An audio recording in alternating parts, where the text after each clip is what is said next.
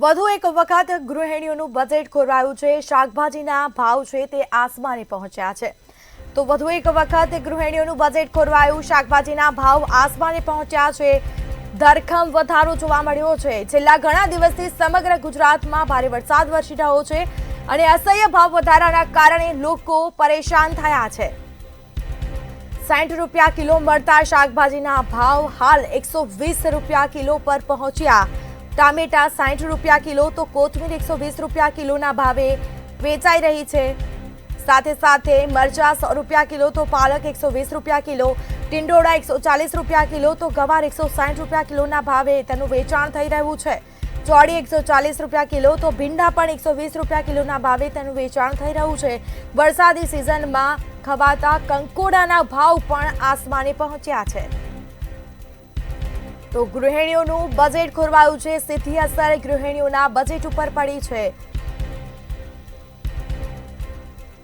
તો છેલ્લા ઘણા દિવસથી સમગ્ર ગુજરાતમાં વરસાદ છે અને વરસાદના કારણે શાકભાજીના ભાવ છે તે હાલ આસમાને પહોંચ્યા છે। ક્યાંક ખેડૂતોનો પાક પણ બગડ્યો છે, તેના કારણે શાકભાજીના ભાવ પણ વધ્યા છે। વધુ વરસાદને લઈને શાકભાજીના ભાવમાં ધરખમ વધારો થયો છે। સંવાદદાતા સુમન ઠાકોર આપણી સાથે લાઈવ જોડાયા છે।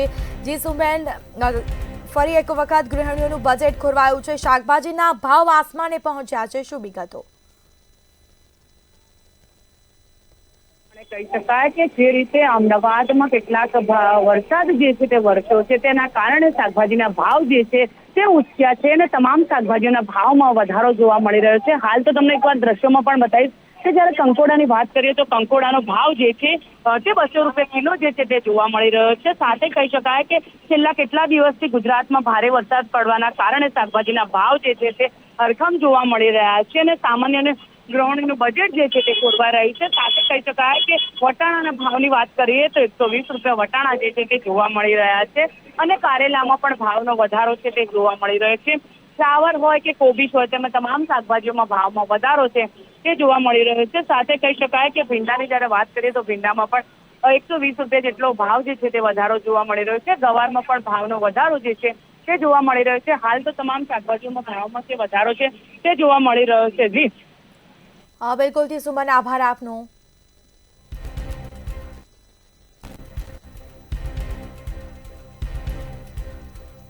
તો આ સાથે જ ગૃહિણીઓનું બજેટ ખોરવાયું છે, શાકભાજીના ભાવ છે તે આસમાને પહોંચ્યા છે। રીંગણ 100 રૂપિયા કિલો તો કોબી 80 રૂપિયા કિલોના ભાવે તેનું વેચાણ થઈ રહ્યું છે। વરસાદી સિઝનમાં ખવાતા કંકોડાના ભાવ પણ આસમાને પહોંચ્યા છે। સતત ભાવમાં વધારો જોવા મળી રહ્યો છે। વધુ એક વખત ગૃહિણીઓના બજેટ ઉપર અસર જોવા મળી છે। શાકભાજીના ભાવમાં સતત વધારો જોવા મળી રહ્યો છે। છેલ્લા ઘણા દિવસથી સમગ્ર ગુજરાતમાં ભારે વરસાદ વરસી રહ્યો છે। અસહ્ય ભાવ વધારાના કારણે લોકો પણ પરેશાન થયા છે। 60 રૂપિયા કિલો મળતા શાકભાજીના ભાવ હાલ 120 રૂપિયા કિલો ઉપર પહોંચ્યા।